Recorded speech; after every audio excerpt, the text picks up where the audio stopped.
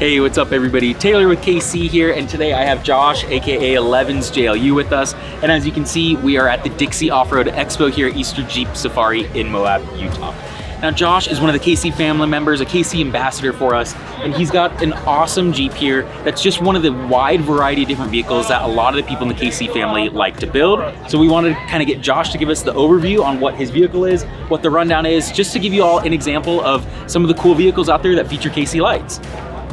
So my kind of philosophy on this build was I had a couple JKs prior to this and kind of learned how to Jeep and how to build Jeeps and kind of wrench on Jeeps. And so when I got this 2020 JL, I wanted to start stock. It was a Sport originally, and I knew I was going to do an axle swap, but I wanted to kind of do it in my garage, turn all the bolts myself, have a couple friends help me out here and there, but basically show people that this is something you can create if you have the time and the desire and you know, the effort involved in building something like this, and kind of, you know, do a bolt-on build that is pretty rad in terms of daily driving and off-road experience. Well, and I think that's rad too, because a lot of us off-roaders are DIY people, right? Totally. Like, as much as it's really nice to be able to take it to somebody else, to have them just work on it if you don't have the time, right? A lot of us like to do that stuff ourselves. A lot of us do it on the weekend, at night, we build our own stuff, right? And so that's what I love about this vehicle. It's great to be able to know how things work in case something goes wrong, and also just the kind of satisfaction you get when you say, like, you look at something and be like, man, I did this in my garage, and it works,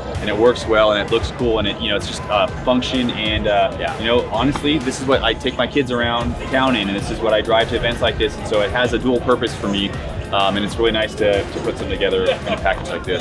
Yeah, and well, another big advantage of that, right? You built the thing yourself, so when something breaks on the trail, like it did a couple years ago, now we know you know exactly what went wrong and how to fix it. If you have the parts, great, now it's a trail fix. If you don't, you know how to get to Dixie or wherever to get the parts that you need to fix it yourself. 100%. So I think that's cool. It's cool. This is like that family vehicle for you. It's like that thing that you like to drive around. You take the kids to soccer practice in, right? Oh yeah. You take it to the trails in Moab. You drive it from NorCal to here. Like, it's pretty cool. It's a rad vehicle. So Josh, let's hop in. Let's start with like suspension, tires, wheels, and like let's kind of give the rundown on that stuff first. It's like the meat of it, right? Okay, I knew with this I wanted to go with the 60 axles right out of the gate, so I went with the Dana Spicer UD60. I mean, these guys have been around forever. It's Dana. They have a great axle, great product.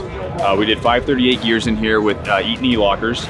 Suspension-wise, I went with Evo suspension, full suspension, all control arms. The Evo bolt-on coilover kit, the 2.5s, amazing, absolutely love it. Linkage is all Steer Smarts, tie rod, drag length, aluminum tie rod there, and they're great. Their stuff is super adjustable and super durable, so really happy with that. Wheels and tires, the KMC Machete Beadlocks, love Beadlocks, and then the monster valves. If you don't have monster valves on your Jeep, you are definitely missing out. That is something that is just absolutely amazing product. And Milestar 40-inch Patagonias, super good on the highway, love them off-road. It's been a really good tire for me. I had a set on my JK as well, and I've been really happy with everything they've done for me, so great product. It's a really rad setup. I mean, like, this coilover suspension setup is seriously, and like, as we've been standing around, right, we've been seeing a lot of people kind of walk up and look at this thing. Yeah. It's one of the sexiest suspension setups on like one of the JLs out here. Big time. And people are just like, they're oogling over the thing. It's the first thing they gravitate really towards. I mean, they see that suspension and the compression adjusters, which is nice. Just the, you know, the King Blue is like a traditional signature pop. You see that from a mile away, and you want to check that out. So very great suspension. Yeah, that's a good one. Obviously, KC lights, right? Definitely. So give the people a rundown on what the lighting setup is on this vehicle, why you chose KC, what it's important to you, like when you use them, things like that. Sure. As far as KC lights go, I'm pretty heavy with the lights.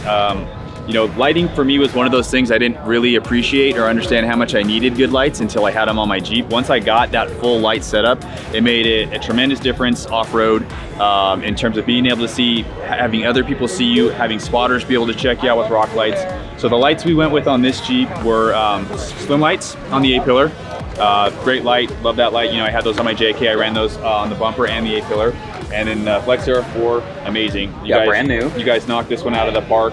Super cool in terms of options and things you can do and customize it to what you need it to do. The amber backlit feature is, I mean, just amazing.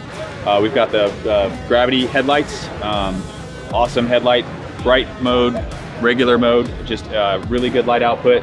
We have a 10-inch flex here. as well. And then I'm currently running 10 Cyclones. I'll probably add a couple more. I think 10 is plenty for most people, but you know how we are. Yep. We have, you know, a ton of lights, and again, the rock lights are great for people spotting you at night, for you being able to see where your wheels and tires at night. And they're amazing in the parking lot when you're hanging around and you want to have like some real cool lighting around you. So you know, multi-purpose light there. Okay, so just on that note, we were out right on Hell's Revenge while we were here at Moab wheeling. Day turned into night pretty quick, and we didn't have rock lights on one of the vehicles that we were out with. And they had SlimLiTEs and everything else, all the forward-facing lights, but when it's in that super slow technical crawling stuff, I would have almost rather, as a spotter, I was spotting, I would have almost have rathered them turn everything else off and just keep the rock lights on if they had it, so I could see. I couldn't see where to spot them. It is, and that's a great point, because these lights are they're meant to be projecting for you, not for somebody looking into you, trying to help you look. And so that's what we do. We will kill front lights, and you'll be running just a rock light setup, and it makes a huge difference. So exactly, highly recommend throwing a set of Cyclones on there if you can. Well, that's rad. So I think we got the meat of it covered, right? Yeah. Let's get into, what do we have left? Armor, recovery gear, things like that? Sure, armor, worn winch. I run the VR10 on my last 2 Jeeps, love it.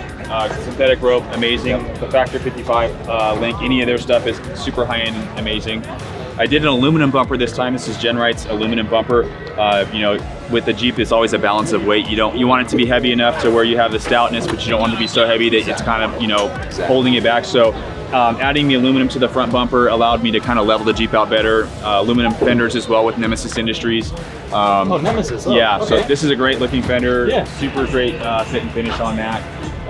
So that's kind of, you know, armor as far as the armor is concerned. And then okay, so we got all the armor covered. I think we have some interior stuff that you wanted to talk about, so let's go hop over there and we'll cover that. Sure.